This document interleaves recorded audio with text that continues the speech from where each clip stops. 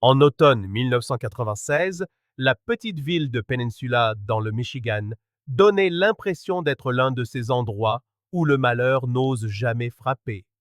C'était une étroite bande de terre s'étirant entre deux bras glacés du lac Michigan, où les routes serpentaient à travers les vergers de pommiers et les quartiers tranquilles. Tout le monde se connaissait, la vie y était simple, immuable. Les gens laissaient leurs portes ouvertes, les enfants faisaient du vélo jusqu'au crépuscule. Et ce 11 octobre, Alyssa Merwood, une fillette de 11 ans, attendait avec impatience un événement dont elle parlait depuis une semaine. Une soirée pyjama chez sa meilleure amie, Rachel Kressler. Alyssa n'était pas du genre à attirer l'attention. C'était une enfant calme, qui préférait confier ses émotions à ses carnets de croquis plutôt que de les exprimer à voix haute. Ses professeurs la décrivaient comme polie, brillante, peut-être un peu timide.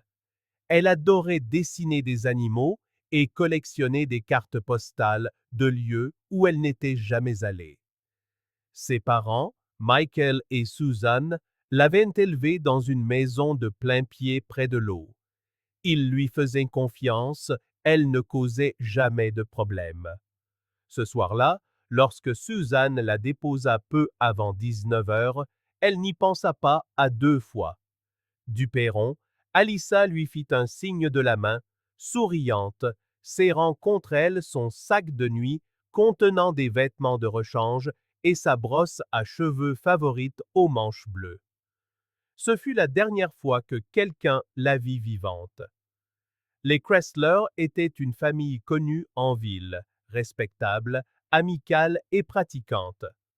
La mère de Rachel, Linda, travaillait au bureau de poste et son père était superviseur de maintenance dans une cerisier voisine. Ils avaient un fils aîné, Daniel, âgé de 19 ans, qui vivait encore chez eux mais passait le plus clair de son temps au sous-sol depuis qu'il avait perdu son emploi cet été-là. C'était une maison confortable, de plain-pied, avec des murs lambrissés et un grand jardin qui descendait en pente douce vers les arbres. À l'intérieur, la cuisine sentait le pop-corn et l'adoucissant. Un film d'Halloween passait à faible volume sur la télévision du salon. Trois filles étaient présentes ce soir-là. Rachel, Alyssa et une camarade de classe nommée Maddie, arrivée en retard. Elles installèrent leur sac de couchage dans le salon, au milieu de bonbons à moitié mangés et de canettes de soda vides. Elles chuchotaient à propos de leurs amourettes, échangeaient des autocollants, racontaient des blagues sur leurs professeurs. Une soirée ordinaire, de cette normalité qui semble parfaitement sûre, jusqu'à ce qu'elle ne le soit plus. Vers 22h30, les filles se brossèrent les dents et enfilèrent leurs pyjamas. Linda passa les voir à deux reprises, leur rappelant de faire moins de bruit et de s'endormir. Dehors, la nuit était calme, sans vent ni pluie. Seul le murmure lointain du lac se faisait entendre. Vers minuit, Linda éteignit la lumière du couloir et alla se coucher. Son mari était parti plus tôt pour un service de nuit à la ferme. Restait Daniel, en bas, sa porte fermée, avec une musique à peine audible à travers le plancher. La chronologie des événements qui suivirent allait faire l'objet de débats pendant des années. Ce qui est certain, c'est qu'Alyssa était en vie au moins jusqu'à 1 heure du matin. Maddie, à moitié endormie, se souvint qu'Alyssa avait chuchoté avoir besoin d'eau. Elle crut entendre des pas légers sur la moquette, puis le faible grincement d'une porte. Lorsqu'elle se réveilla de nouveau, la maison était silencieuse. Le matin se leva, gris et froid. À 7h30, Linda commença à préparer des pancakes. Elle appela les filles pour les réveiller. Deux d'entre elles s'agitèrent en grognant, mais le sac de couchage d'Alyssa était vide. Son oreiller était froid. Ses chaussettes, soigneusement pliées à côté la veille, avaient disparu. D'abord, Linda supposa qu'Alyssa était dans la salle de bain, puis dans la cuisine, ou peut-être dehors en train de nourrir le Golden Retriever des Kressler. Mais les minutes passèrent, le chien aboya depuis son enclos, et la panique commença à monter. Les portes étaient toujours verrouillées, les fenêtres fermées. Le petit sac de nuit d'Alyssa était intact près du canapé. Sa brosse à dents était sèche. Linda l'appela dehors, la voix tremblante, avant de composer le numéro de Susan Merwood. Quelques minutes plus tard, les parents d'Alyssa filaient sur la route étroite menant à la maison des Kressler, l'incrédulité étouffant chaque mot qu'ils échangeaient. À 9 heures, les adjoints du shérif arrivèrent. Ce qui frappa immédiatement les enquêteurs fut l'absence de tout. Pas de serrure forcée, pas d'empreinte de pas, aucun signe de lutte. Même l'herbe à l'extérieur était intacte. C'était comme si elle s'était simplement volatilisée de l'intérieur d'une maison scellée. L'alerte pour enfants disparus se transforma en une urgence à grande échelle. La police, les pompiers volontaires et des dizaines d'habitants se rassemblèrent le long des routes de campagne. Les recherches s'organisèrent en cercles concentriques à partir de la maison des Kressler. Les équipes fouillèrent les remises, les fossés de drainage et les granges abandonnées. Des unités canines flairèrent sa piste à l'intérieur de la maison, mais la perdèrent juste derrière le porche arrière, comme si elle s'était évanouie dans les airs. Les enquêteurs interrogèrent à plusieurs reprises Rachel et Maddie, mais leurs souvenirs étaient fragmentaires, obscurcis par la fatigue et la peur. Rachel jura n'avoir rien entendu. Maddie s'accrochait à sa version. Les pas feutrés, le murmure à propos de l'eau et un nouveau détail angoissant. Vers 2 heures du matin, elle avait cru voir une ombre se découper sur le mur du couloir. Elle avait pensé que c'était un des adultes, ou peut-être qu'Alyssa faisait un mauvais rêve. Personne ne pouvait le confirmer. Les Kressler dirent qu'ils dormaient. À midi, le premier hélicoptère décolla, balayant la côte à la recherche de la moindre couleur vive sur la terre grise. Des parents de l'école d'Alyssa formèrent des chaînes humaines, avançant épaule contre épaule à travers les sous-bois. Les plongeurs s'aventurèrent dans les eaux glacées du lac, explorant les criques et les anses, sans succès. Rien, ni une chaussure, ni un vêtement. Le soir, le shérif tint un point de presse. Derrière lui, l'avis de recherche montrait le portrait scolaire d'Alyssa. Il assura aux journalistes que toutes les pistes étaient explorées. Mais en privé, ses adjoints l'admettaient, rien ne collait. C'était comme si elle avait été effacée. Les jours suivants, les recherches s'étendirent. Un voisin au passé judiciaire, Tom Whitaker, fut interrogé pendant des heures, mais son alibi était solide. Des limiers de la police d'État suivirent une faible piste derrière la maison, mais l'odeur s'arrêta brusquement au bord d'un chemin de terre. Un indice qui ne menait nulle part. Les enquêteurs interrogèrent brièvement Daniel Kressler, le frère de 19 ans. Il parut calme, détaché. Il avait dormi au sous-sol, des écouteurs sur les oreilles. Il n'avait rien entendu. Son histoire ne contredisait pas celle de sa mère, et il n'y avait aucune raison, à ce moment-là, de creuser davantage. Au bout d'une semaine, le shérif dut annoncer la suspension des recherches à grande échelle. La piste était devenue froide presque instantanément. Pour une ville habituée à la confiance et aux réponses claires, le silence était insupportable. Les parents se mirent à verrouiller leurs portes. Les enfants n'eurent plus le droit de rentrer seuls de l'école. Et alors que la première neige de la saison recouvrait la péninsule, le dossier d'Alyssa Merwood fut classé, en attente de nouveaux éléments. Au printemps 1997, les avis de recherche avaient jauni et les journalistes avaient cessé d'appeler. Ce qui avait été une urgence était devenu une blessure qui ne guérissait jamais. Pour les Merwood, le temps s'était disloqué. Ils gardèrent la chambre d'Alyssa intacte, ses dessins épinglés au mur, ses chaussures bien rangées. Chaque soir, Susan laissait la lumière du porche allumée. En 1988, l'affaire fut confiée à un nouvel enquêteur, le détective Ron DeWitt. Méthodique et tenace, il réinterrogea tout le monde, examina chaque photo. Il fit appel à un profileur du FBI dont le rapport se terminait par une phrase glaçante. Il est probable que l'auteur connaissait l'enfant. DeWitt refusait de laisser tomber. Il rouvrait sans cesse les cartons de preuves, espérant qu'un détail lui sauterait aux yeux. Il relisait les dépositions, s'attardant sur ce murmure entendu par Maddie vers 2 heures du matin, et sur un détail du témoignage de Daniel Kressler. Il se souvenait s'être brièvement réveillé et avoir entendu ce qu'il pensait être quelqu'un marchant dans la cuisine, juste au-dessus de sa chambre. Les années passèrent. Les Kressler déménagèrent. Mais pour ceux qui étaient là en 1996, le souvenir de la fille de la soirée pyjama ne s'est jamais estompé.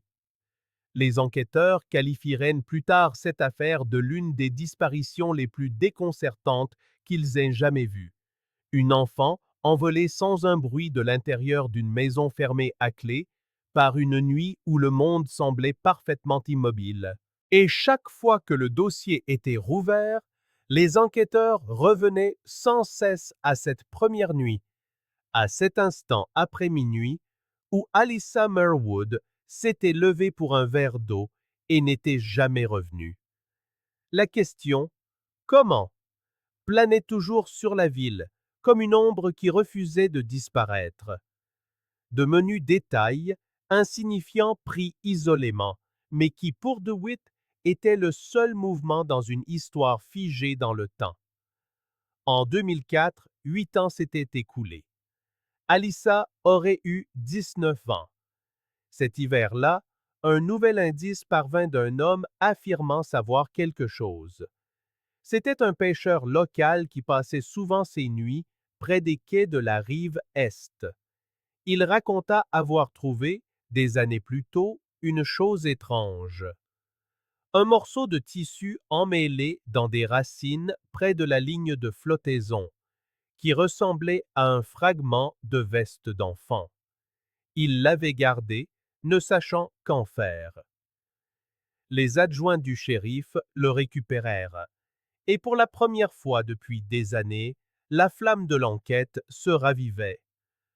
Le lambeau de veste correspondait à la même teinte de jean que portait Alyssa la nuit de sa disparition.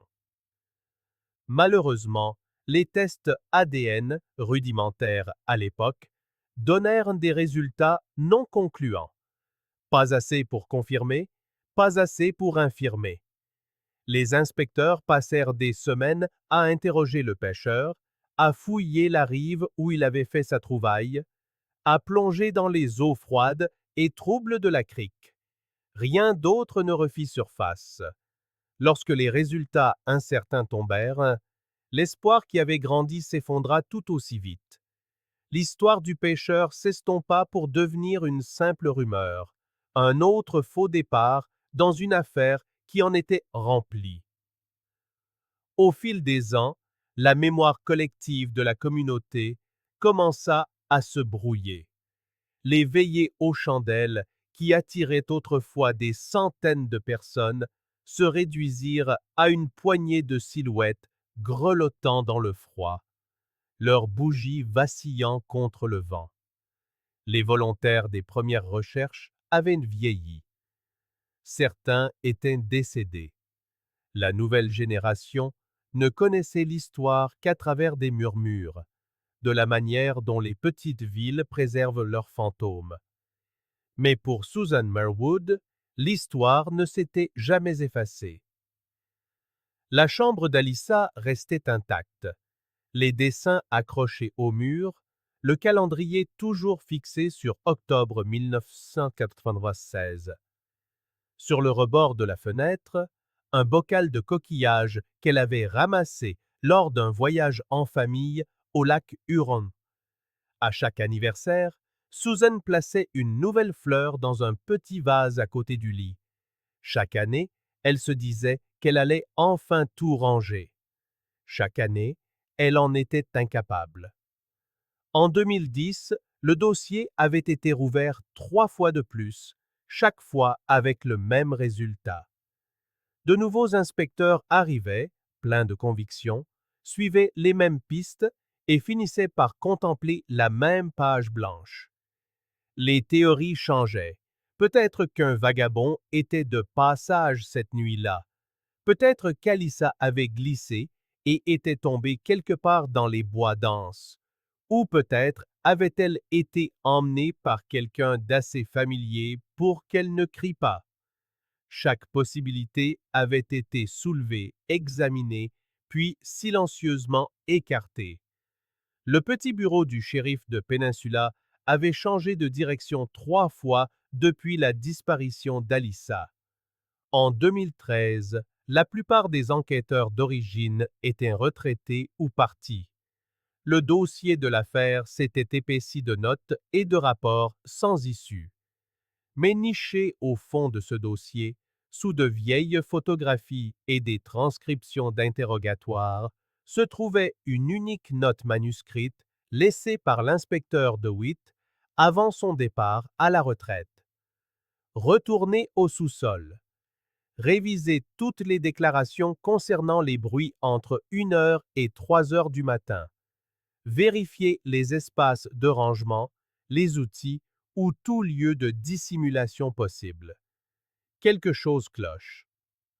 Ce n'était pas une piste officielle, juste un rappel, une petite étincelle laissée par un homme qui ne pouvait cesser de penser à la jeune fille disparue d'une maison fermée à clé. La note resta là pendant des années, ignorée par la nouvelle génération d'officiers. Et tandis que le monde extérieur avançait, que de nouveaux crimes prenaient la priorité et que la ville retrouvait son calme, le dossier d'Alyssa Merwood reposait intact dans les archives du département du shérif du comté de Grande Traverse. La poussière s'accumulait sur sa tranche, mais pour une jeune inspectrice fraîchement affectée aux affaires non élucidées 5 ans plus tard, cette note serait la première chose qu'elle lirait.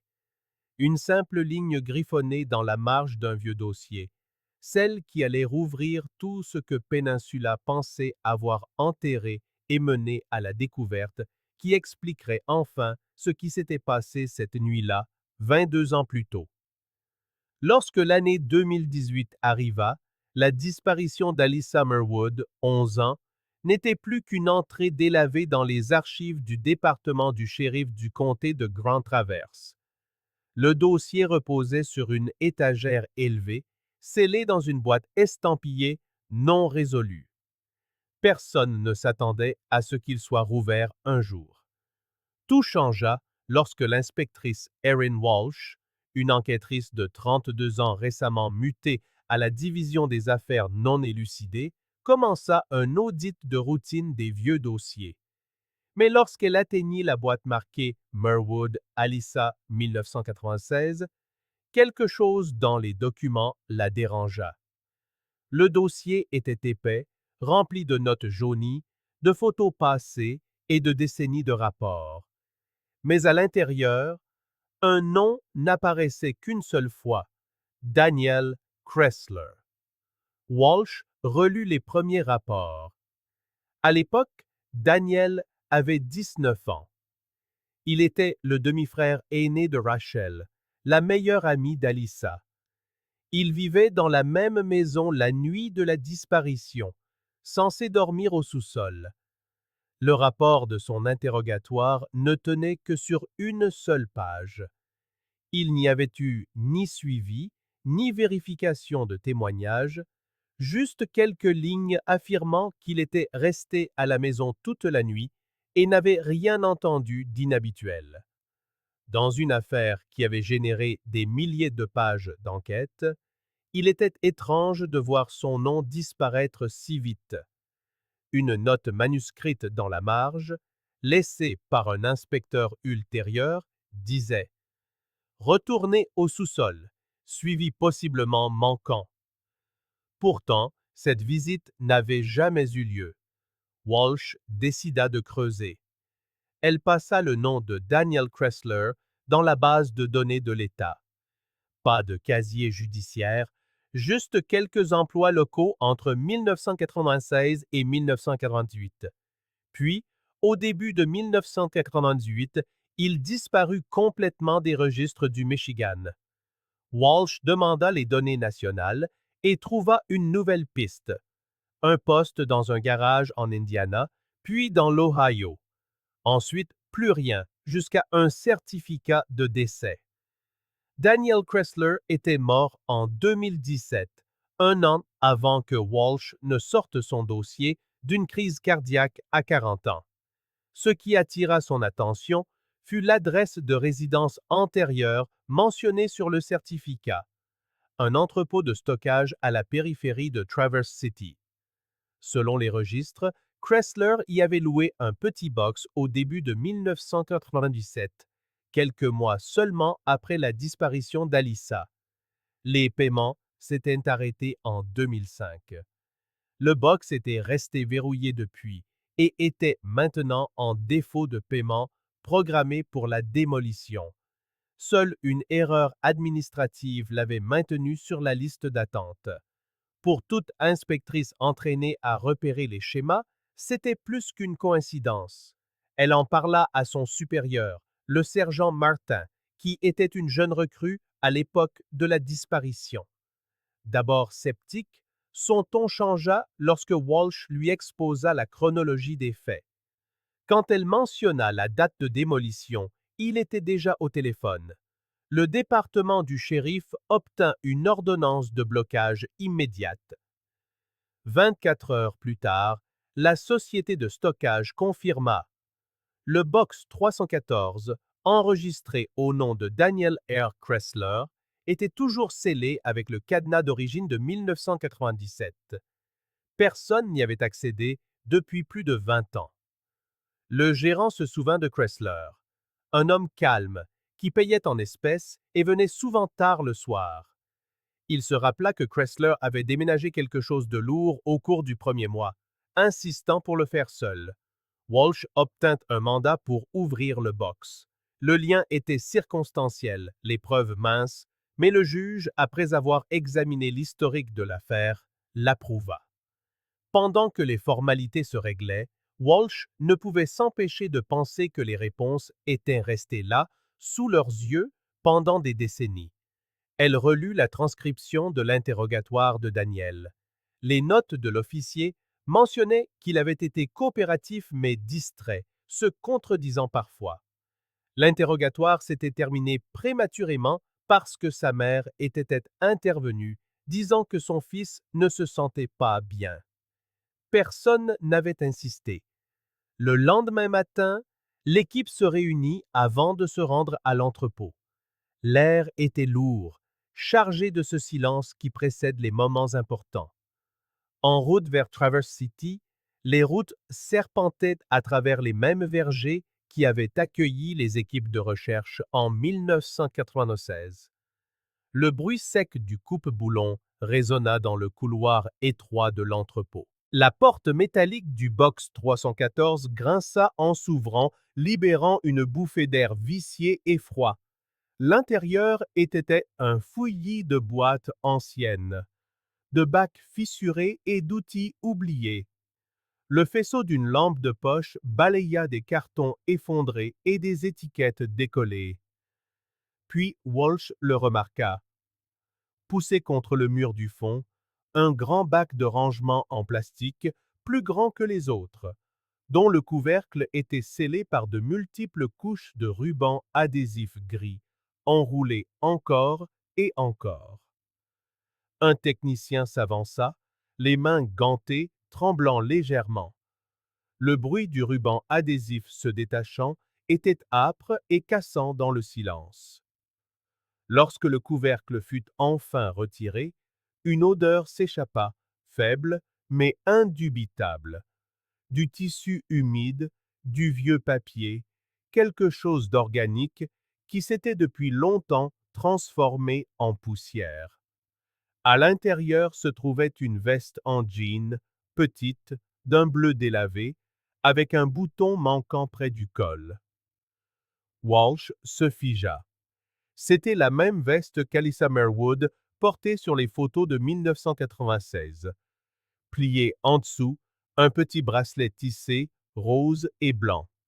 Il avait été répertorié dans le rapport original comme manquant. L'objet suivant était un cahier de composition. Walsh le feuilleta avec précaution. Le nom d'Alyssa était écrit à l'intérieur de la couverture d'une écriture ronde.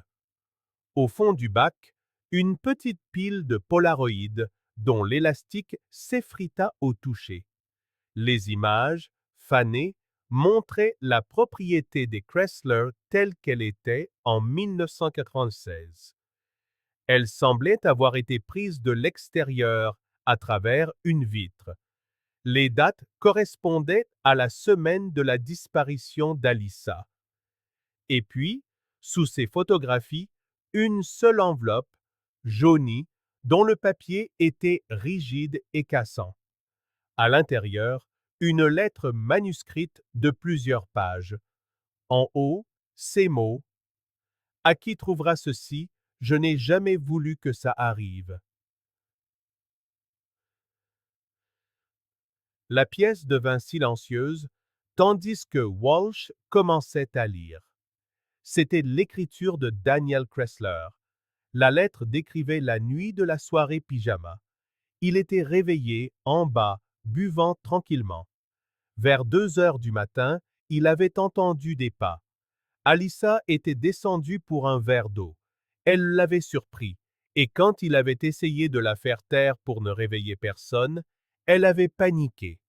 Il écrivit qu'il avait couvert sa bouche juste 1 seconde, mais qu'elle avait cessé de bouger. Il la secoua, essaya de la réveiller, réalisant ce qu'il avait fait. La suite était plus difficile à lire. Son écriture devenait erratique. Il avait paniqué, caché son corps dans la réserve du sous-sol et attendu juste avant l'aube. Il l'avait ensuite transporté à l'extérieur, à travers la cour et vers le verger. Il l'avait enterré temporairement. Les jours passèrent. Les recherches commencèrent. Il décrivit avoir regardé les hélicoptères et les volontaires, se sentant malade. 1 semaine plus tard, il l'avait déterré à la faveur de l'obscurité et l'avait enterré de nouveau plus profondément dans les bois. À la fin de la lettre, Chrysler écrivait: Je ne voulais pas lui prendre la vie. Je voulais juste qu'elle arrête de crier. Je pensais pouvoir arranger les choses. Ces dernières lignes étaient à peine lisibles. J'ai essayé d'avouer 1 fois, mais personne n'a insisté. Alors j'ai laissé tomber. Mais elle ne m'a jamais quitté. Je la vois toutes les nuits. Au fond du bac, les inspecteurs trouvèrent un dernier objet. Une petite carte pliée, dessinée à la main à l'encre bleue, montrant la propriété des Chrysler et les bois environnants. Un X rouge était marqué près d'un sentier de terre étroit, à environ 1,5 km au nord de la maison. Walsh prit du recul, le poids de ce qu'elle voyait s'installant en elle. Pendant 22 ans, tout le monde avait cherché un suspect extérieur. Mais la vérité avait toujours été là. Un garçon de 19 ans qui vivait sous le même toit. C'était une horreur tranquille, ordinaire, l'idée que quelqu'un puisse dîner avec vous, rire dans le même salon et porter un tel secret pendant des décennies sans que personne ne le sache. Ce soir-là, elle rédigea la note finale de son rapport. Les preuves recueillies soutiennent fortement l'implication de Daniel R. Kressler dans la disparition et la mort d'Alice Summerwood. Confession manuscrite et objets physiques correspondant aux biens de la victime découverts à l'intérieur du box 314. Le silence de 22 ans venait de prendre fin. L'affaire qui avait hanté la péninsule pendant 2 décennies n'était plus un mystère. Mais la découverte n'apporta aucun réconfort. Elle amena quelque chose de plus lourd, la prise de conscience que les réponses se trouvaient à moins de 25 kilomètres du lieu de la disparition d'Alyssa, scellée derrière une serrure que personne n'avait songé à interroger. Alors que les équipes de recherche se préparaient à suivre la carte dessinée à la main le lendemain matin, une angoisse sourde pesait sur les enquêteurs. Si les aveux étaient réels, si la Croix-Rouge signifiait ce qu'ils pensaient, ils ne se contentaient pas de rouvrir une vieille affaire. Ils s'apprêtaient à entrer dans les bois pour y trouver ce qui y avait été caché depuis le début. Le lendemain matin, les bois au nord de la péninsule étaient habités d'un silence presque délibéré, cette quiétude oppressante qui précède la révélation de quelque chose de sacré ou de terrible. Un petit convoi de véhicules du shérif serpentait le long d'un chemin de terre qui n'avait pas vu de circulation depuis des années. C'était fin octobre 2018, les arbres étaient presque nus, leurs branches grises se découpant sur un ciel couleur d'ardoise. L'inspectrice Erin Walsh était assise sur le siège passager du véhicule de tête, la carte dessinée à la main issue des aveux de Daniel Kressler posée sur ses genoux. La Croix-Rouge marquait une clairière à moins de 2 kilomètres de l'ancien emplacement de la maison familiale des Kressler, juste au-delà d'un verger de pommiers depuis longtemps reconquis par la forêt. L'équipe progressa lentement, méthodiquement, accompagnée de spécialistes de la police scientifique et d'un anthropologue de la police d'État. L'air froid portait l'odeur des feuilles mouillées et de la terre.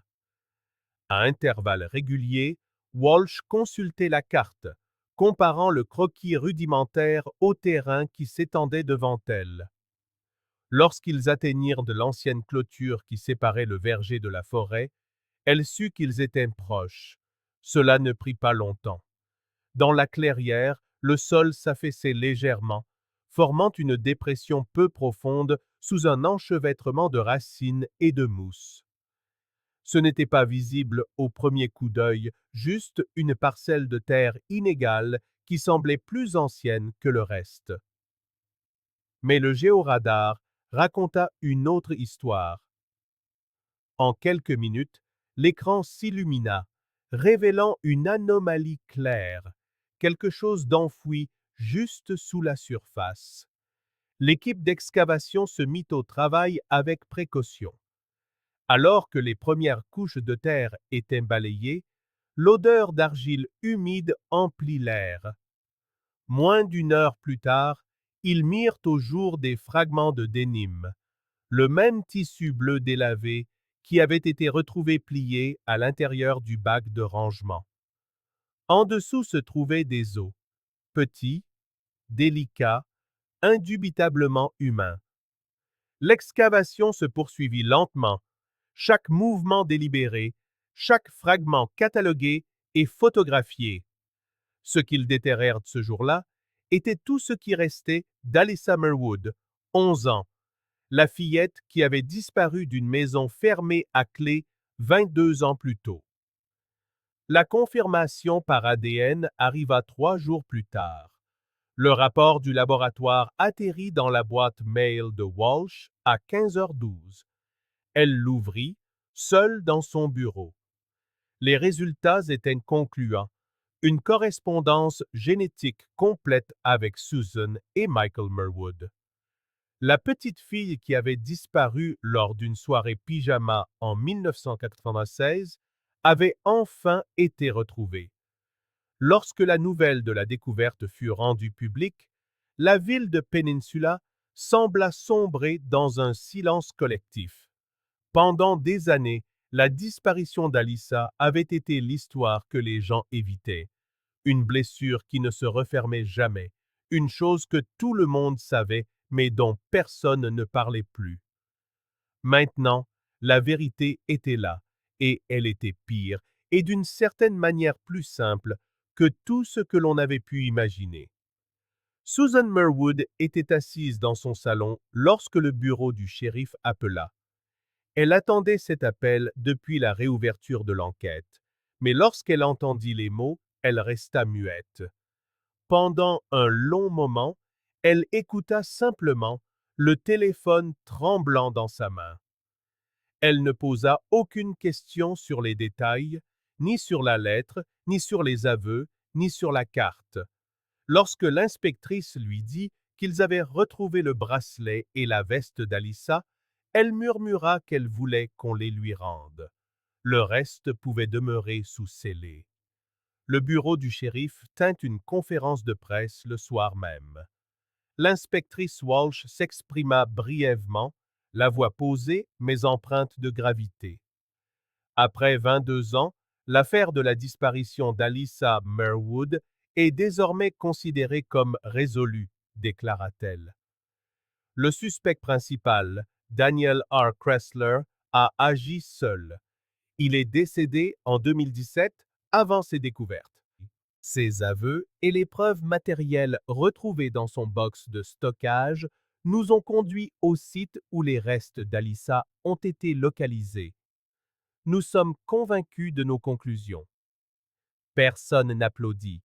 Il y eut un soulagement, oui, mais chargé d'une lourdeur, celle qui survient lorsque la fin d'une histoire ne fait qu'en approfondir la tristesse.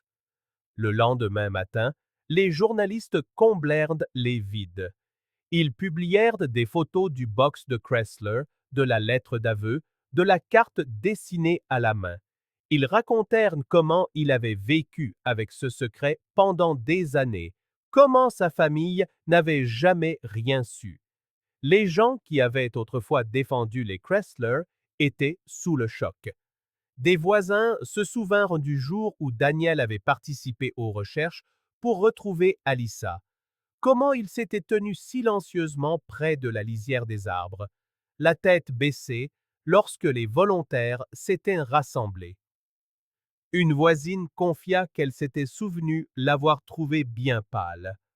Pour Rachel Kressler, la révélation détruisit le semblant de normalité qu'elle était parvenue à construire. Elle ne s'était pas exprimée publiquement, mais ses proches disaient qu'elle était inconsolable, accablée par une culpabilité qui n'était pas la sienne. Elle avait 11 ans la nuit du drame, endormie à quelques mètres de l'endroit où sa meilleure amie avait disparu. Elle avait passé le reste de sa vie à se demander comment, et maintenant, elle savait.